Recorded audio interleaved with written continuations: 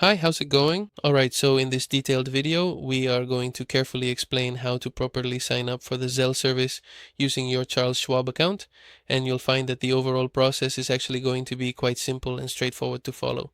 So the first thing we are going to do is go ahead and open the official Charles Schwab mobile application on your device, and once we open it up, you will see that it will begin the process of loading the main application interface. And well, what we're going to do here is log in by clicking this button right here, okay?